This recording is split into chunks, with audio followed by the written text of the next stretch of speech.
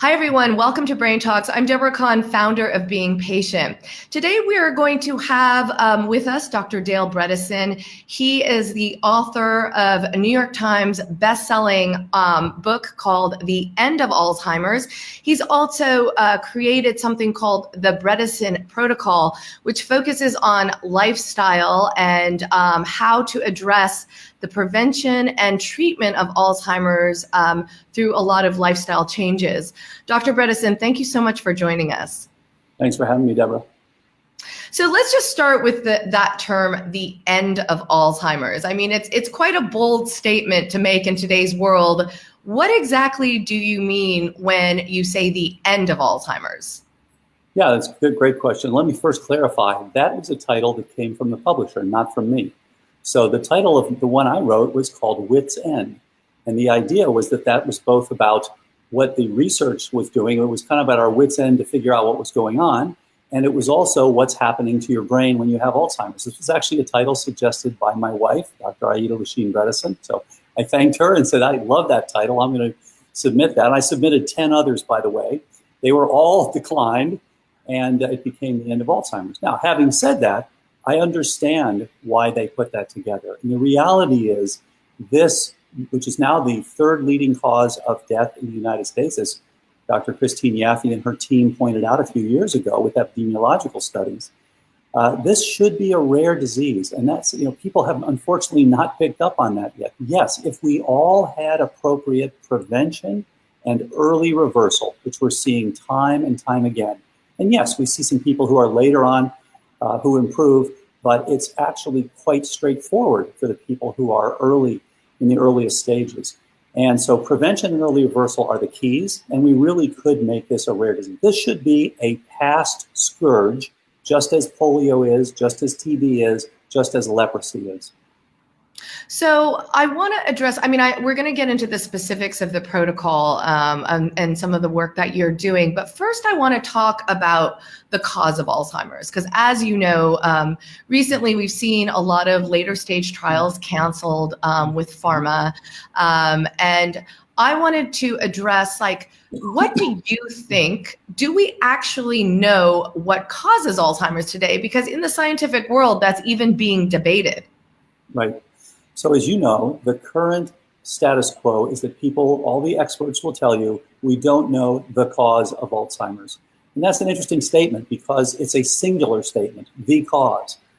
Who said it's going to be one cause? And I think that this is where there's a big and fundamental point being missed. Alzheimer's is one of the complex chronic illnesses. 100 years ago, most of us died of simple illnesses like pneumococcal pneumonia and TB. And of course, the great success of 20th century medicine was developing appropriate public health measures and appropriate antibiotics to make it so that we could treat effectively those simple diseases. However, in the 21st century, the vast majority of us are dying from complex chronic illnesses, such as cardiovascular disease and type 2 diabetes, and Alzheimer's disease and other neurodegenerative conditions, and cancer. These are all multifactorial. That's a fundamental difference. So when people have gone after this in the same way they went after the pneumococcus, with looking at one drug, and looking at the cause, this is like using your checker strategy for a chess match. It doesn't work, and we've seen that, proven it with billions and billions of dollars of pharmaceutical trials, over 400 in Alzheimer's. So in fact, it's not the same. It's not the same kind of disease. It's not that there is one cause of Alzheimer's, at least as far as we know today. What we see is that there are dozens of contributors. Insulin resistance is an important contributor. Specific oral bacteria, such as P. gingivalis, enter the brain, and they are important contributors. Specific molds and their toxins, important contributors. Specific viruses, herpes simplex 1, HHV6A, and others. These are important contributors. So again, the idea that you're searching for the one cause is actually a misunderstanding. We spent 30 years in laboratory research looking at what actually drives the process of neurodegeneration. And when you look at that, what you see is that there are these many different causes. And this is why we tell people, imagine you have a roof with 36 holes in it. And in fact, a drug is a really good patch for one hole. But you're now going to want to use that drug on the backbone of other things. And you mentioned lifestyle, but it's far more than that. All we are saying is something very simple. We must target what is causing the problem in each individual. And no surprise, it's a little different. In one person, it may be mostly specific inflammatory processes from a leaky gut. By the way, when we evaluate this in people, we've never seen a single person in which there were fewer than 10 contributors who had cognitive decline. So we want to look early. We want to identify all the different things. There are pathogens, and we can talk about those. There are specific toxins. We can talk about those. There are specific changes in metabolism. We can talk about those. Of course, there are genetic changes. Everyone's a little different genetically, of course. So you have to look at all these different things. And then so far, at least, the best outcomes have been with targeting those things that are actually causing the decline. So would you describe it? I've heard it. I've heard several researchers. I think this is becoming a more acceptable hypothesis that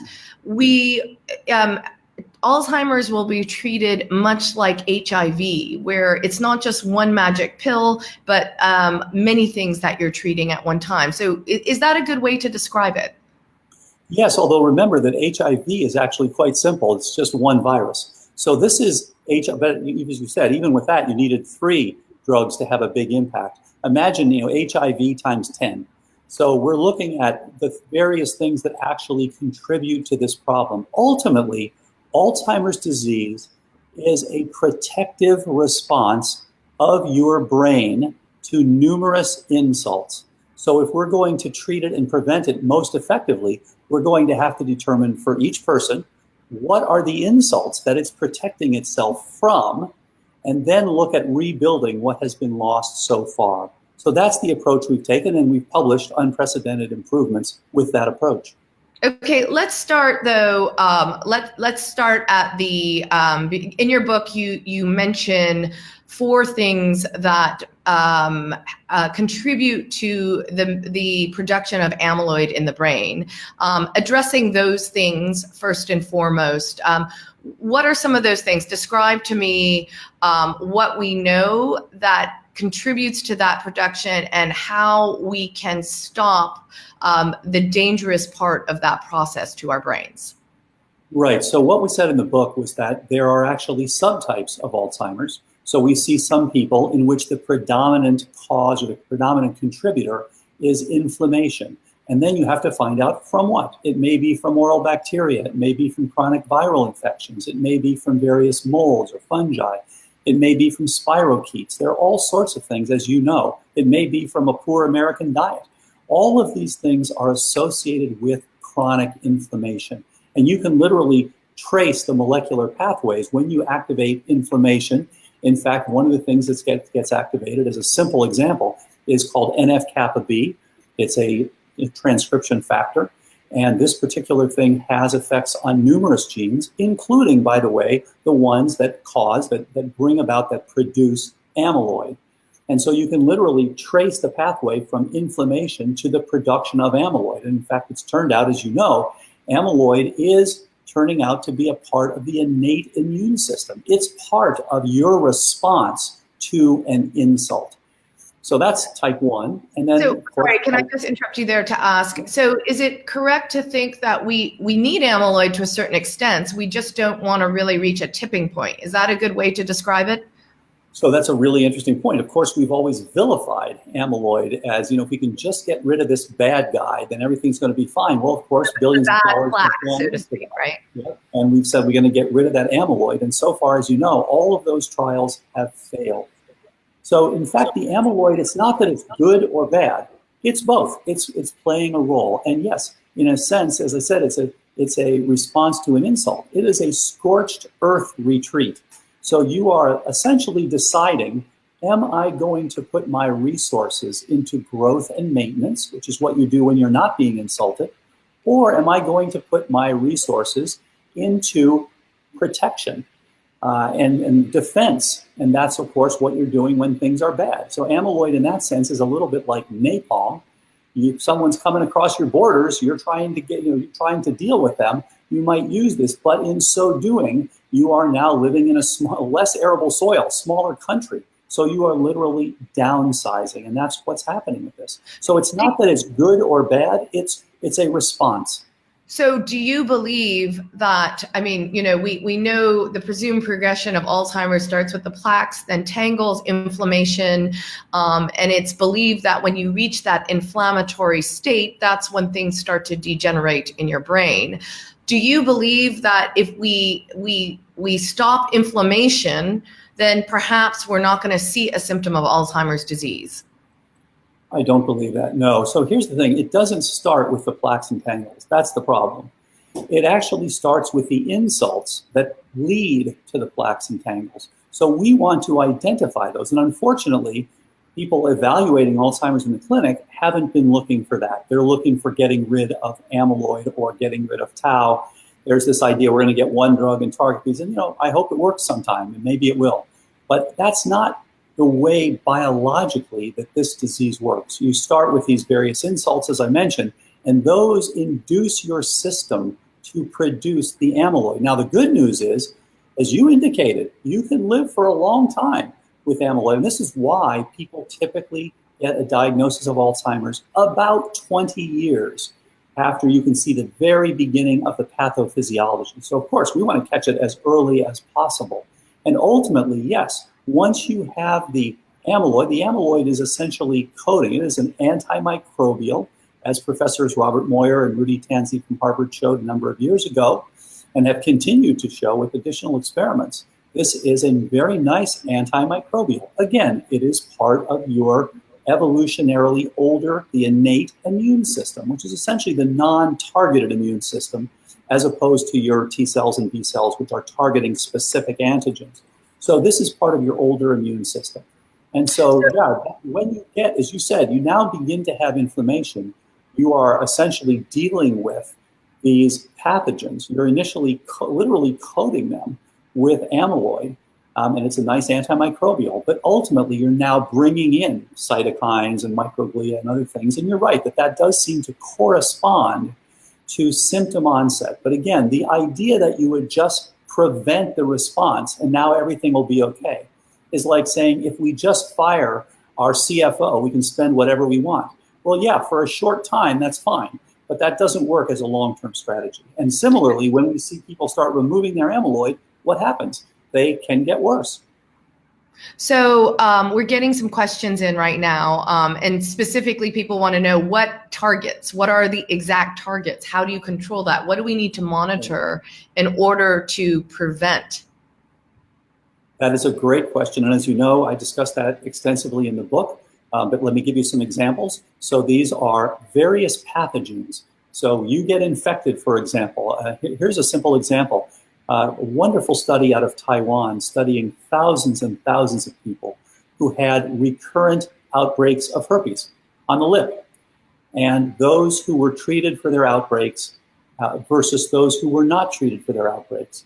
Those who were treated for their outbreaks had a dramatic reduction of about 60% in their risk for dementia. So one of the things is chronic infection with various herpes family viruses. And HHV6, as you know, has come up recently. HHV6A has come up recently in a beautiful study published about a year ago by Dr. Dudley and his colleagues. So that's another one. And then, wait, so just to interrupt you for a second there. So the herpes virus, though, we've heard a lot about herpes. We've talked about herpes. There's not really a cure for herpes. So are you talking about like treating it in terms of taking drugs that suppress the virus? Is that what you mean by treating?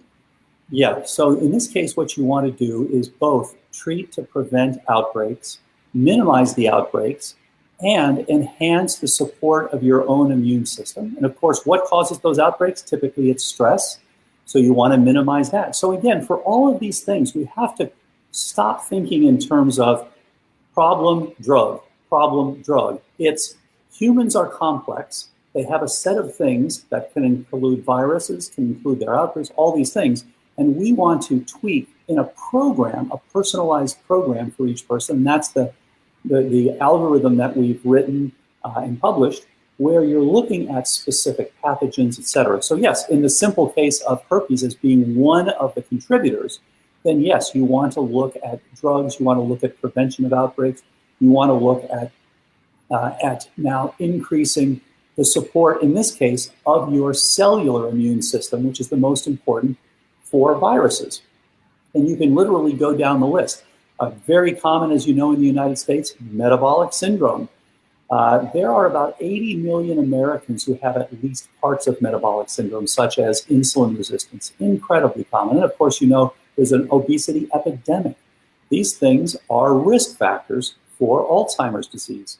Insulin resistance, metabolic syndrome, obesity, all of the above are risk factors. So of course, we want to address that. And part of the program that we've been using is to create insulin sensitivity, to get rid of metabolic syndrome, to get rid of any type 2 diabetes or pre-diabetes. And that is another important thing to do, because again, you're responding in a way. Remember that insulin is an important trophic factor for neurons. So when you have insulin resistance, you are responding in a way that is pro-Alzheimer's, unfortunately. So to address that, though, we would monitor our A1C levels to understand if we're at a pre-diabetic level. Is that what we could do as individuals? That's the third most sensitive. So the most sensitive thing to do is to have an oral glucose tolerance test with insulin levels, so that you're actually looking to see, when I am challenged with some simple carbohydrate, does my insulin go off the charts? And in fact, one of the things, again, suggested by my wife, the integrative physician, and I think she had a great idea, is to use continuous glucose monitoring, because it really teaches you what are the things that are spiking my glucose. This is some patch you wear on your arm for 2 weeks. It's very easy. And you can see when your glucose spikes up. And you can also, by the way, see if you happen to get hypoglycemic while you're sleeping, which is not helping you if you are, and many people are. And so that's another way to look at this. Then, as I mentioned, the most sensitive, look at the insulin that's coming out when you get a challenge. The second most sensitive is just do a fasting insulin. And then the third most sensitive is what you said, the hemoglobin A1C. So yes, you can do those, and you can start to see if you are now approaching pre-diabetes. If your hemoglobin A1C is 5.7% or higher, you are in the pre-diabetic range. And then, you know, once you get up to 6.4, you're in the diabetic range. So you now are beginning to enter type 2 diabetes typically, and you want to address that. It turns out to be very important for your brain function. So yes, that is another one of the dozens of insults that we look at. Then there are specific toxins. And again, the problem here is that you don't know that you have these various things until you start to have cognitive decline. So at the very worst, if you don't get on prevention, at least get on early reversal, because that's been very successful. So you want to know where you stand with your organic mercury and with your inorganic mercury. You want to know where you stand with your dental amalgams. You want to know where you stand with your periodontitis. If you have periodontitis, you are increasing your risk for systemic inflammation. And in fact, when you look at the brains of patients with Alzheimer's, what do you find? You find oral bacteria, P. gingivalis, F. nucleatum, T. denticola, others as well. And you find various molds, you find spirochetes, things like that. So in fact, you want to know if these things are giving you risk for Alzheimer's. Then also you want to know, and the thing that's rarely checked by people, but it's absolutely critical. You want to know if when you are sleeping at night, you are having oxygen desaturation. And typically we think of the tip of the iceberg there. We say, oh yeah, someone had sleep apnea. That's great. Okay, important to know. But there are a lot of people who don't necessarily fulfill the criteria for sleep apnea, who nevertheless have oxygen desaturation at night. If that's the case, that is a likely contributor to your cognitive decline, and something, by the way, that's easily treatable. So we want to look at these various insults, toxins, pathogens, inflammagens, metabolic abnormalities, oxygenation changes, all of these things, identify them and target them optimally for each person. We don't want you to be in the low end of normal. We want you to be in the optimal level. So for example, you know, there's a lot of work showing that homocysteine considered to be, quote, normal up until 12, but anything over 6 is associated with cerebral atrophy. And that's some beautiful work out of the UK showing that, in fact, if you treat that, if you bring the homocysteine down to where it should be, to an optimal level, not just within normal limits, in fact, you do better. So I have to admit, I had seen a previous interview where you were talking about homocysteine, and I went back to some of my medical records saying, I wonder if I've ever tested for homocysteine, and I found it in a blood report. And, you know, I was in the range, but I think you said anything over 6, right? Or something. Put you in, and I think my level was at about 10, which was still the normal range, but yet you said in a previous interview that, you know, it puts you more at risk for brain atrophy. Is that correct? You can literally put on a scale, you can look at how rapidly your brain atrophies with age versus your homocysteine, and it's a straight line. And this is what the group showed in their research. And when they, interestingly, when they then reduced it, and you can do that with methyl B12, methylfolate, and P5P, which is a B6, active form of B6. This is what they did. They showed that this now, people who are now undergoing this atrophy, it just flattened out. So in fact, there is a relationship between your homocysteine and brain atrophy as shown by the research. What exactly is homocysteine? Yeah, so homocysteine is actually an amino acid. It's not one of the 20 that we always think of. It's a derivative of methionine, and it's one that literally is cycling. And it interacts with methylation pathways. It interacts with detox pathways. It interacts actually with DNA production pathways, DNA synthesis pathways. So it does a number of things. And so you have a cycle that's going around all the time. And in fact, if you're stuck with this homocysteine, which unfortunately has a number of toxic effects at glutamate synapses, it's got effects on inflammation, it's got effects on blood and on atherosclerosis, on and on. So unfortunately, it has a number of effects. You want to keep that down because it's something that it's doing its job, but unfortunately, it's building up and not really being where it should be. So, you know, you identify in your book the 36 holes in the roof. You refer to it. It's these deficiencies or things that we should monitor.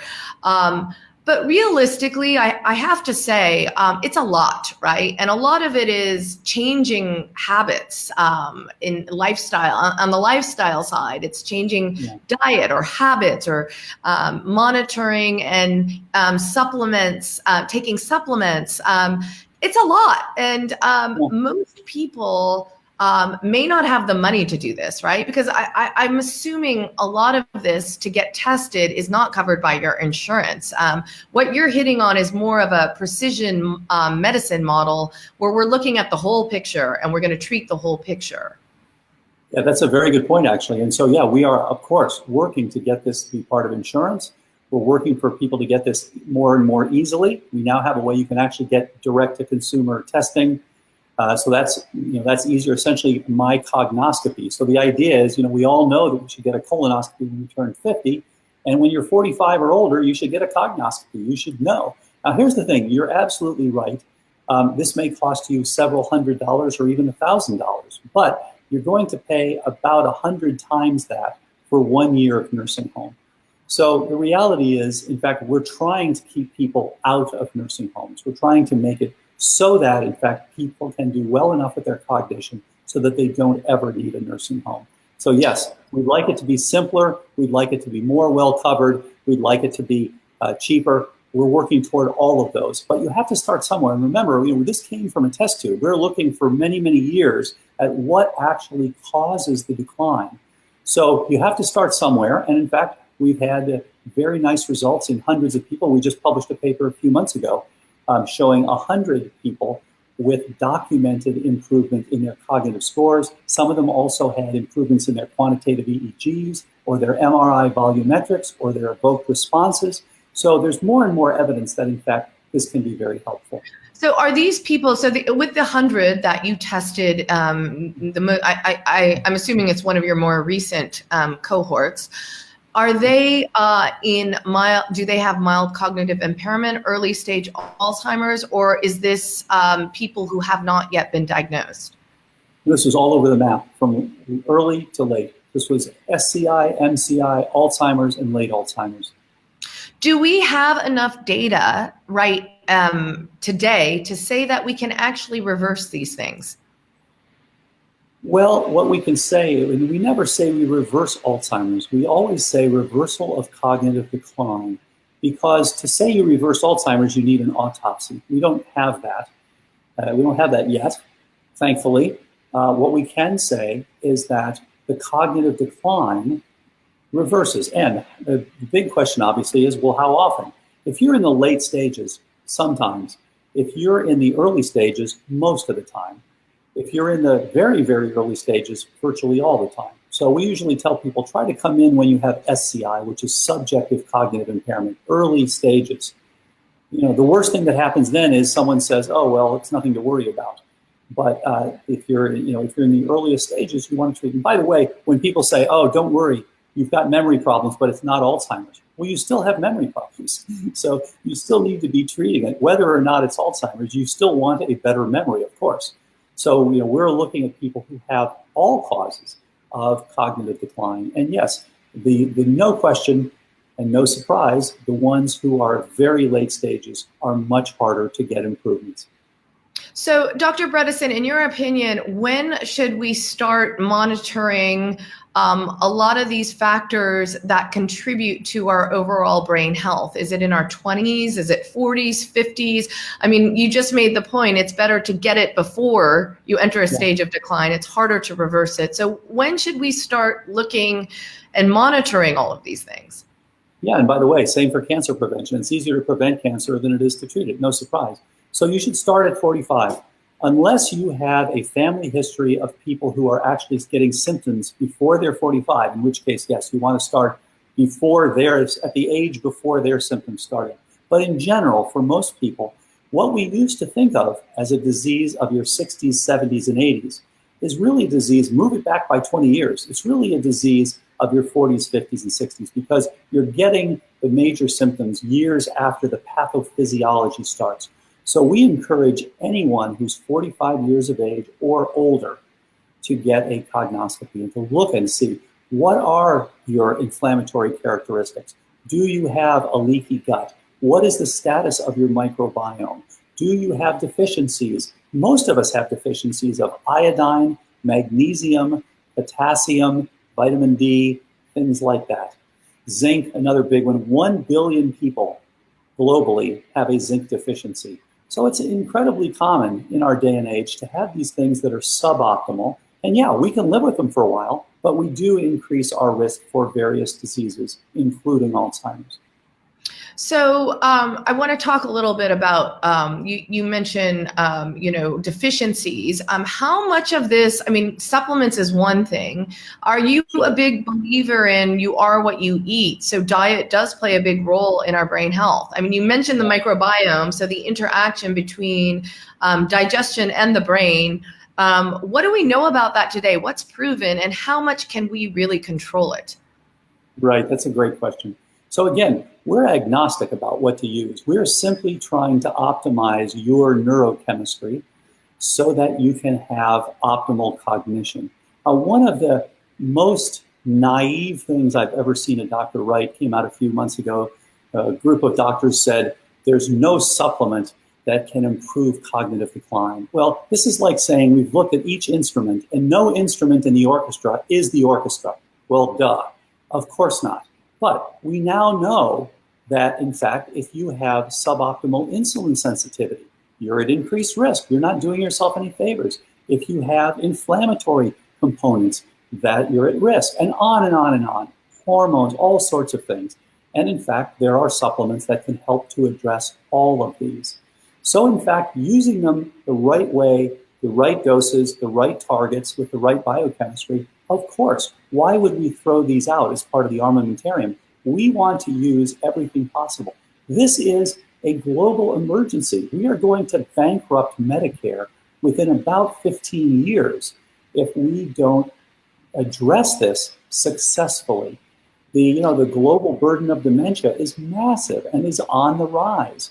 So yes, of course, if you don't have optimal magnesium, of course you want to take a supplement or eat the appropriate foods. Now, when I was in medical school, there was one course on nutrition, and it was optional. You didn't have to take it.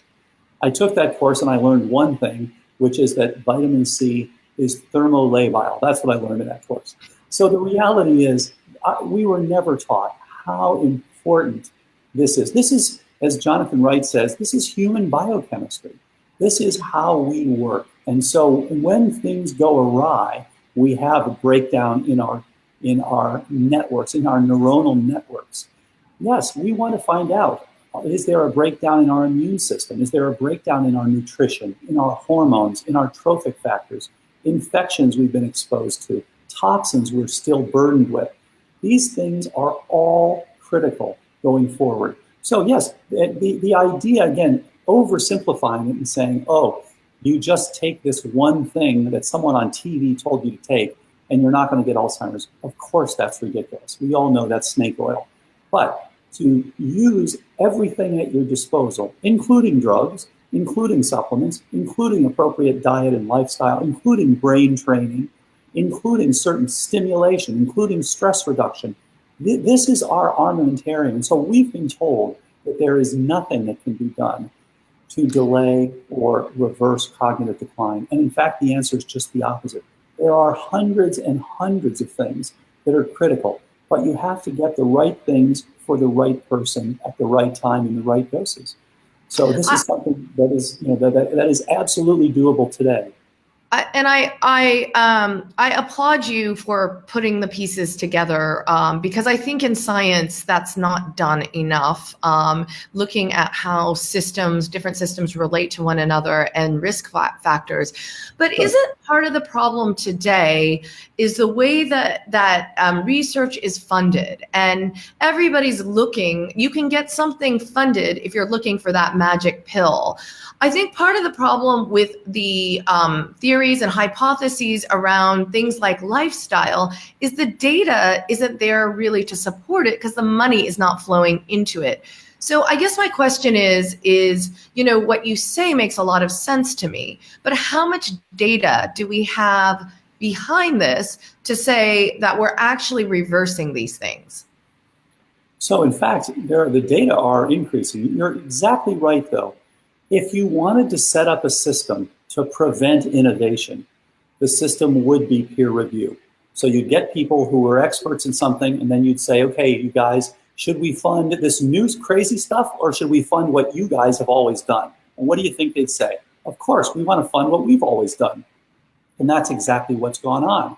So the funded research hasn't looked at some of these things that are critical. Having said that, what's happening? You're starting to see breakthroughs. Look at the finger trial out of Finland, looking at specific lifestyle changes. Now, those people, to be fair, were people who are at high risk due to cardiovascular disease, blood pressure abnormalities, things like that. But still, it showed that, in fact, you can have a preventive effect with a multifunctional approach. We published our first paper showing the first examples of reversal of cognitive decline back in 2014. And there are things that have been published since then. What are we hearing about the MIND diet and about the Mediterranean diet, about ketogenic diet, all of these things? What are we hearing about exercise? What are we hearing about stress reduction? What are we hearing about brain training? Brain HQ alone, there are over 160 publications that have supported this idea of brain training. Now, again, I would argue brain training without anything else might not be the optimal thing to do. It may be helpful or it may not. But let's do it on the backbone of an optimal biochemistry, and that should give even better results. So this is systems medicine. It's precision medicine, just as you said, and it's beginning to come together. But you're right, there are a lot of people that are just holding fast to the old guard, the 20th century approach, which is you find the one thing that's the problem, and then you write a prescription for it, and then you see the next patient in 7 minutes. And that is unfortunately not working for complex chronic illnesses such as neurodegenerative diseases like Alzheimer's. So we've gotten some questions asking people asking, well, where do I go to get these type of assessments? So I want to ask this question in two parts. I know you've introduced the Bredesen Protocol where you're actually training people. I think is it only in the United States or does it go beyond the US? Now, we've trained 1,500 physicians in 10 different countries and all over the US. So we do have people in other countries that have changed. And actually the book is now out in 29 different languages, so that you can look at this all over the world and in many different languages.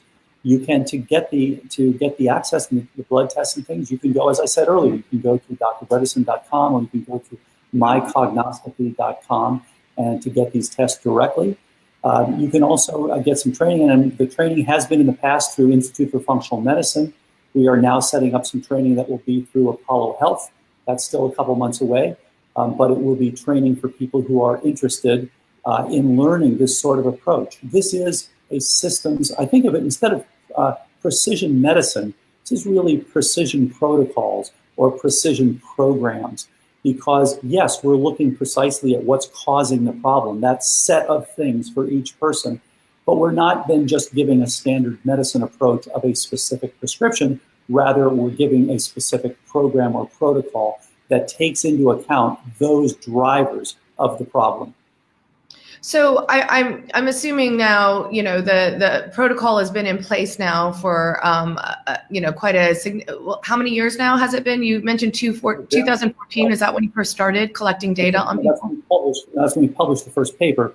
The very first patient I wrote about in the book, patient 0, came to see me in April of 2012. And by the way, I just talked to her a couple days ago. She's doing great. That's the most important part of all of this.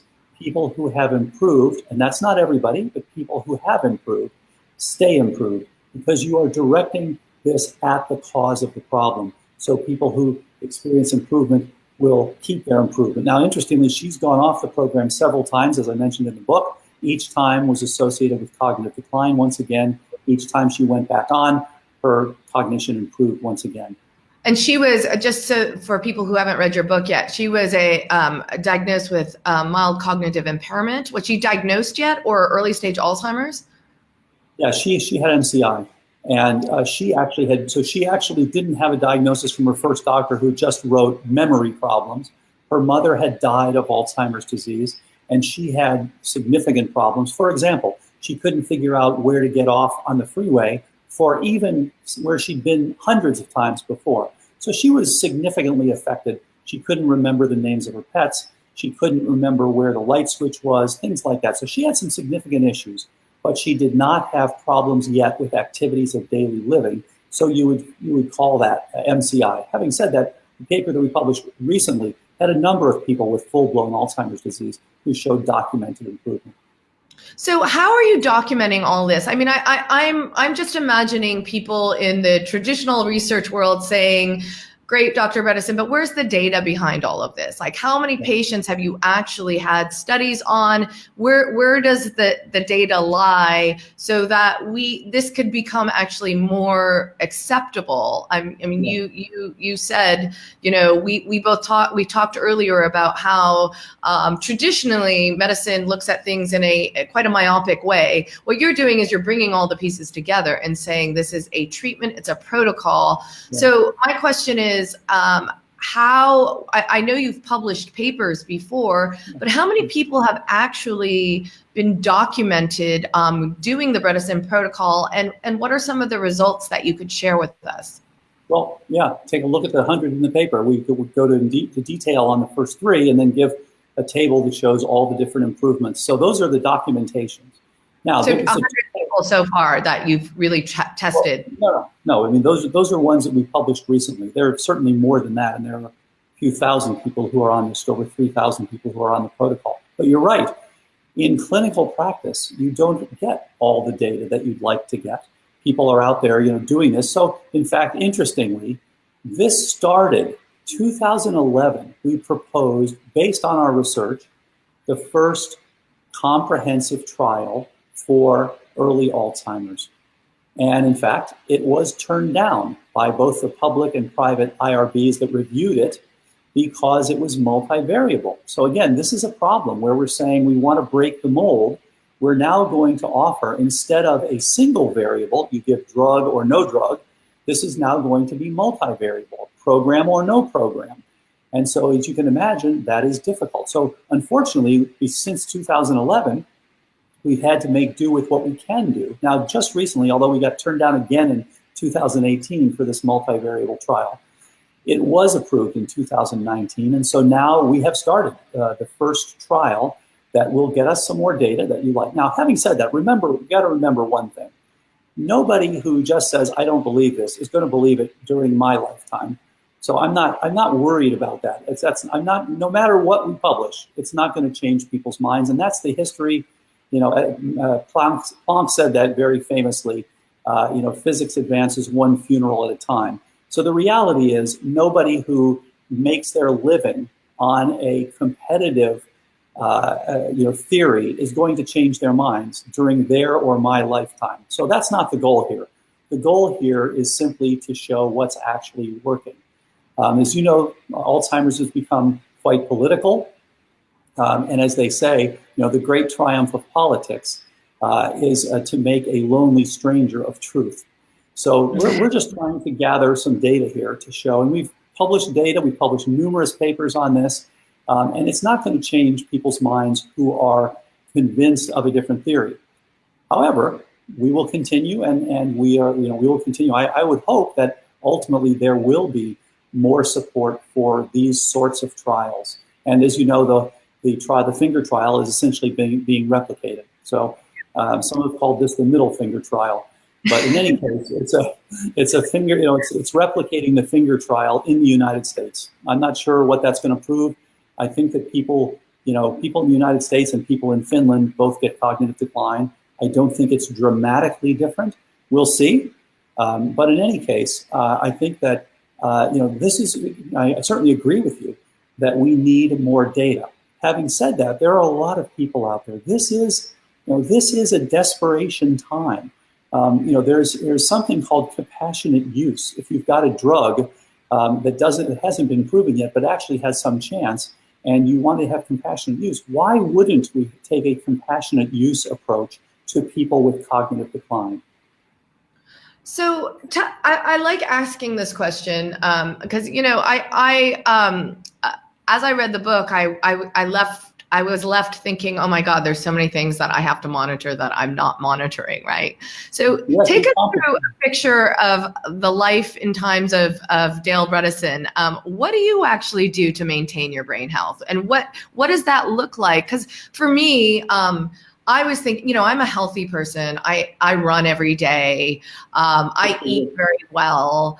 And so because I'm not aware of deficiencies now, I'm a bit worried about my homocysteine since talking to you. But without that information, I'm probably inclined inclined to do more because I feel like I'm already healthy. So what does it look like from your perspective? What do you do in terms of diet and lifestyle? And what do you monitor to make sure that your brain is the healthiest it could be?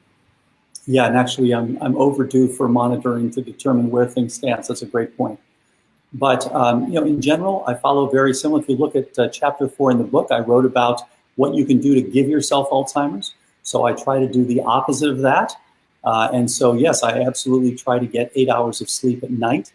My wife and I adhere to, try to stick to close to this Ketoflex 12-3 diet. We typically go 12 to 16 hours. She does window eating, which makes it so that she has within about an 8-hour stretch her food during the day.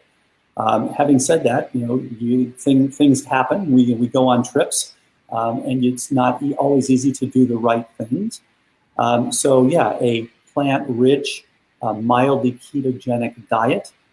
Try to get some exercise, whether through hiking, whether through cross-country machine, whether through jogging, whether through what have you, any of those things. I think that's critical. Try to keep stress to a minimum, which is another big one. And some people like things like, neural agility. I like that one myself, but other people like transcendental meditation or other things.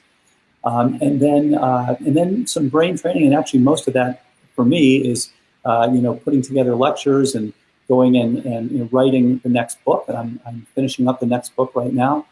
which actually is about these survivors. And we have 5 different stories of survivors, and they talk exactly about what they did, how they were told they had Alzheimer's, what they did about it, and how they turned around and how they're doing today. And I think that's really interesting to see it from the horse's mouth. I hear it from the horse's mouth. What actually did you do to get better? And is this crazy? Is it, as you said, is it possible? And then I do take some supplements. I actually turned out to have some thyroid issues, and so I actually take some thyroid for that. I actually had some leaky gut issues. I take some probutyrate for that. I take probiotics and prebiotics. I actually think high fiber is really important. It's important for detox. It's important for your cholesterol. It's important for your insulin sensitivity. So I actually take supplemental fiber in addition to eating a relatively high fiber diet. I use filtered water. I use non-emollient soap after inducing sweating through exercise or through sauna. Because you are, as has been shown many times, you are dealing with specific toxins that you want to remove from your body. This is all part of 21st century medicine. And I look forward to the day when it is considered standard in medical schools. So I just wanted to follow up a little bit about the ketogenic diet. We've had a nutritional scientist by the name of Ed Blondes on this program talking about, ketones being a possible alternate fuel for your brain. We know glucose crosses the brain-blood barrier. As we age, that glucose supply declines. So is the reason why you're taking ketones, is it to boost the energy supply to your brain? So this is a great point. And here's the thing. When you look at any one of these things, people always want to have one thing to hang their hat on. Oh, it must be because of this. In fact, it's not that simple. You've got to look at, does the biochemistry make sense? Does the epidemiology? Does the clinical outcome? All that. So as you know, Stephen Cunnane has done beautiful work looking at the ability to use ketones for fuel. And if you basically check all the boxes, yes, the most important thing here is ketones have been shown to provide support for the brain and seem to improve cognition as we age. So that, the biochemistry and the clinical work all check out together. And in fact, this is not to say that you can only use ketones. And in fact, we recommend, as many do, cycling in and out of ketosis about once a week or so. But having ketones somewhere in the range of 1 to 4 millimolar beta-hydroxybutyrate, and that's what's come up again and again. Great, if you can check it, that's great, but you don't necessarily have to do that. Then that does seem to be associated with improved cognition. And again, it's not one thing by itself, but it's on the background of looking at the appropriate things. Remember, we're taking a very complex machine, your brain, and we're now kicking it back into gear by getting rid of the things that are taking it out of gear, and then getting all of the appropriate signals to your brain to say, no, you are not being insulted anymore. You are, in fact, in a growth mode, and you can go ahead and feel free to make and keep new connections. And yes, ketones are part of that. Okay, so just to sum it up here, is it fair to say that today we know enough to know that we can prevent cognitive decline? We can certainly kick the can down the road, but we can't really cure it, right? So we're not at the point where we can say, if we employ all of these things, it's a guarantee that we'll never get Alzheimer's. Is that correct? Almost. First of all, there's no guarantee, and it's going to be a while before there's a guarantee. What we can say is, for the first time, we can prevent and reverse cognitive decline, but not necessarily in every single person. We know that we do better the earlier you come in, and the more that we can identify things that are treatable. So I encourage everyone to get on prevention or early reversal. And that's as close as we can get to a guarantee right now. However, this is a dramatic difference than where we were just a few years ago, and where many people still claim we are, which is to say, we don't know what causes it, and there's nothing we can do about it. When is it too late? Well, we've had people, as I mentioned in the paper, who have MoCA scores of 0, that's Montreal Cognitive Assessment, scores of 0 who have improved, but they are the exceptions, not the rules. So again, we can't give you a hard and fast rule and say it can't happen. And we have heard repeatedly someone say, oh yes, my father or mother's in a nursing home and they're really far along. We started this and wow, they're clearly better, but they're not back to normal. So in fact, it's not ever necessarily too late, but you have diminishing returns over time, diminishing likelihood of improvement, and you have to do more to see the improvement. So one of the things we're working on is when you get some improvement in a late stage and now you plateau, what will take you to a higher plateau? Do you need now stem cells? Do you need intranasal trophic factors? Do you need specific immunological peptides? What is it that you need to take you to that next step? A lot of what we've done over the years is to say, if we don't figure the answer to this, what is the person going to think of that we didn't think of when the person in the future solves this problem? So we want to take out all the stops, pull out all the stops and ask, what are all the things that are potentially available to improve us? Okay, well, Dr. Bredesen, thanks so much for your time. I know this is an area of interest to a lot of people. It gives people hope to think that there are things that we can do to improve our brain health and, perhaps prevent Alzheimer's disease. Thank you for your time. We wish you all the luck on your continued research. I'm sure people may have more questions. If you do, please post them on our Facebook page. How do people find out more about the protocol, aside from buying the book, The End of Alzheimer's? What's your suggestion to them? Yeah, go on drbredesen.com. And I would encourage people to talk to someone who's been on the protocol and showed improvement. And shown improvement. And we've got, as I say, we've got several stories from these people coming up. Also a documentary being done by NHK in Japan about the protocol and about people who showed improvement. So I think it's helpful just to see what they did and to talk, face to face to someone who's been through this. Great. Thank you so much. And if you missed any of this talk and want to watch it in its entirety, please go to beingpatient.com. We always post these interviews. Aside from having them on our social media channels, you can also post a comment if we didn't cover something you're interested in, and we'll make sure Dr. Bredesen gets it. Thanks so much for your time, Dr. Bredesen. We really appreciate it and sharing with us your research. Thank you, Deborah. Thanks very much. Take care. Take care.